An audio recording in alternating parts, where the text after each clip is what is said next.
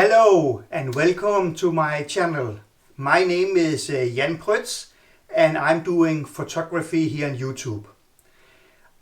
I will make this video as one of the first videos because I want to show everybody what kind of equipment I'm using. Always on YouTube we get questions about what type of equipment, what type of lenses, what type of bags, drones, everything. So in this video I will once for all go through my equipment I'm using here in 2024. So please have a look.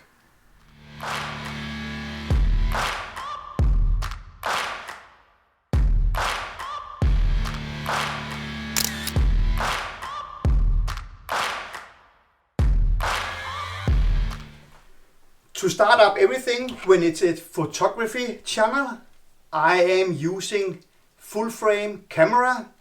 The camera I'm using is a SONY A7 IV.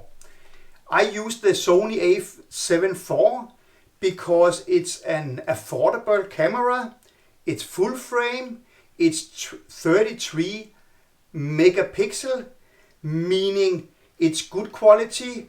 I have a lot of pixels to play with, and full frame always good in any light conditions. As a main lens I am using the Sigma 24-70 2.8 art lens. This lens is one of the best, I believe, standard zoom lenses you can get to a Sony camera when you are using third-party lenses and not Sony lenses.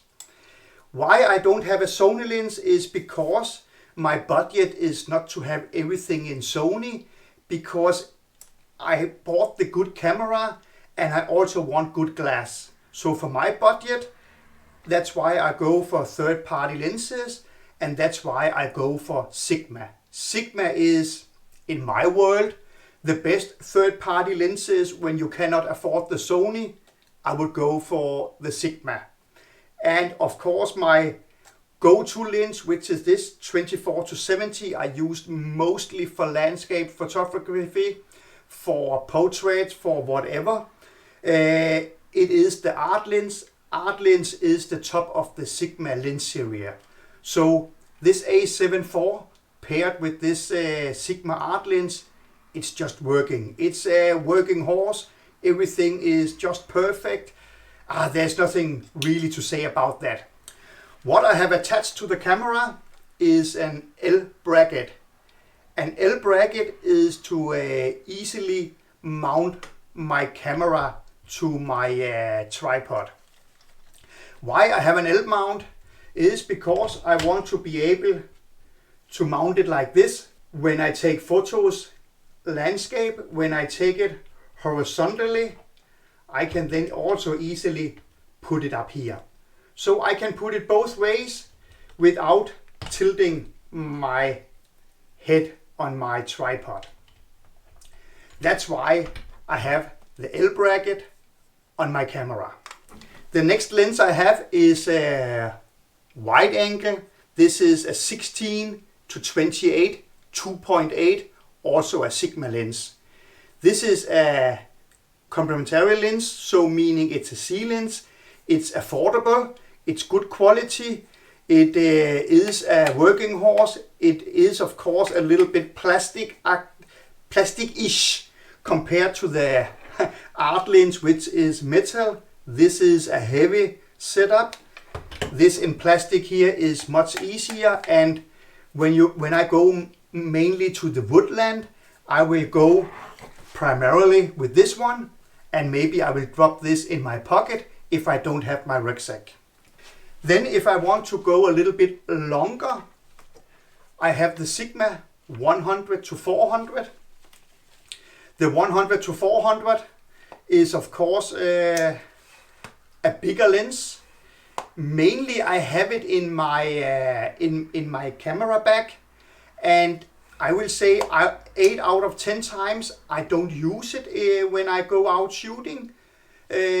I thought actually I would use it a lot more, but I don't use it so often. I have just been to the Dolomites in Italy, and there I used it actually a lot more than here in Denmark. Because when I was in the Dolomites, I could really pick up all the details when I was doing photography in the mountains, and I want something to have a cloud on a hill or a cloud on a mountaintop. I could really pick up all these details. And this is where this 100 to 400 Sigma lens really comes handy. I also used it a little bit for wildlife photography. I didn't know I liked wildlife as much as I do. So I used this one a lot for wildlife in the beginning also. And if I didn't have reach enough with the 400 millimeters, I put my camera in crop mode, meaning I would get like 600. But image quality was not perfect when it was crop set up in the camera, and also I couldn't crop as much as I want if you do small birds. Wildlife photography grown a little bit more on me, so that's where I bought this Sony 200 to 600 D lens. It's not a D master, it's a D lens. It's really sharp. It have a good reach, 200 to 600. I put this camo, which is put on here, both to protect it, but also when I go in the woodland, I'm not moving around with this big chunk of a lens and scaring off all the small animals. This lens is normally white, and a white lens in a dark woodland is very easy to see, so that's why I put this camo kit on top. For a tripod, I have this Manfrotto. It's a standard good tripod. It's aluminium, it's not carbon, it doesn't weigh a lot. My tripod head here is doing perfectly for the purpose I need. So I can easily mount my camera. I can easily, with the head here, move my camera around, tied it up, and everything is working properly as it should. This is my go-to tripod. Of course, we can get much bigger, much more expensive, but this is for me like middle range tripod. You can get smaller, lighter travel tripods, but if the wind is just blowing a little bit, it's not steady enough.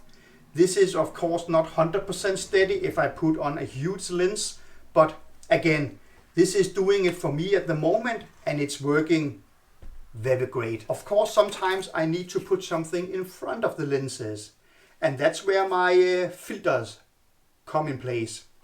I have these filters from K&F Concept.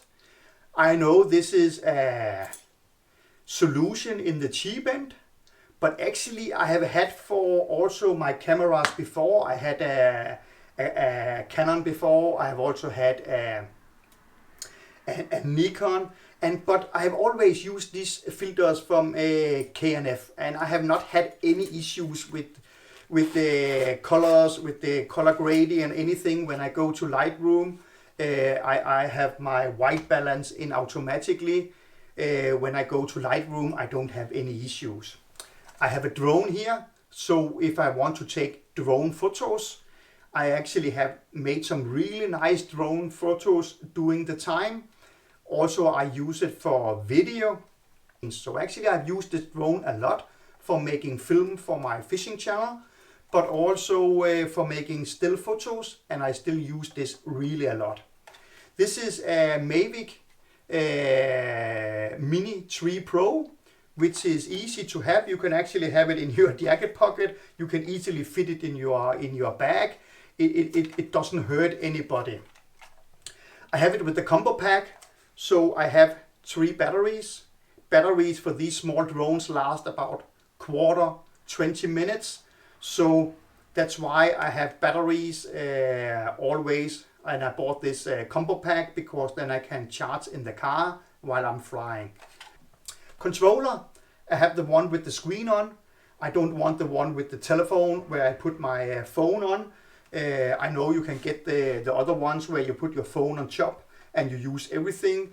But if I get a phone call or if I get anything else disturbed, I don't want to get disturbed when I fly the drone. I can have my phone in my pocket on no sound, no disturb, and then I can fly my drone without any issues and not get disturbed at all.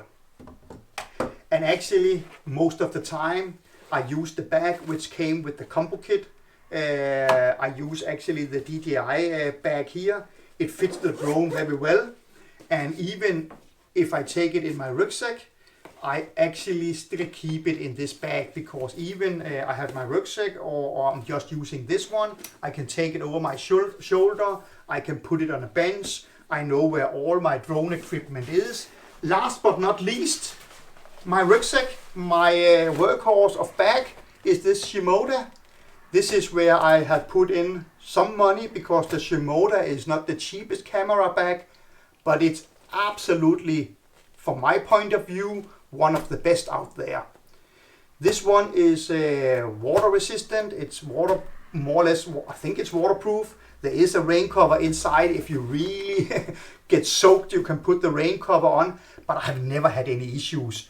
And this bag is so nice. This fabric is just very strong, so I can put it down in the woodlands without any issue. It gets dirty.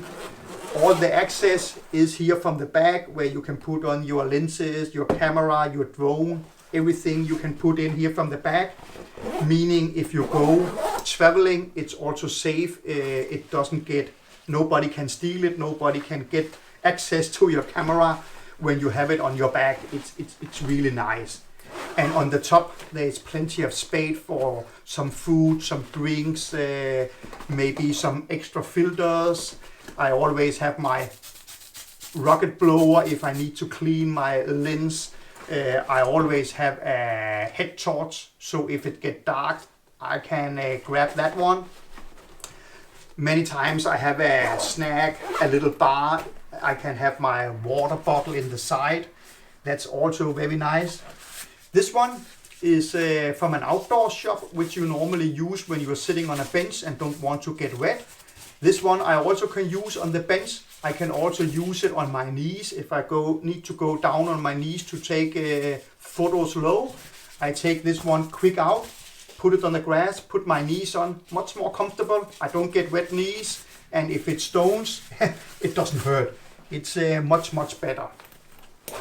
In the other pocket, there are plenty of space here. I always have a pair of gloves.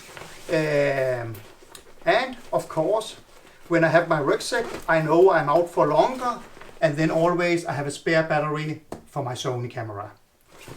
So this is more or less what I always carry here. And the rain cover, if it really gets heavy rain, I can put it out of the bag. Then I know everything is home safe.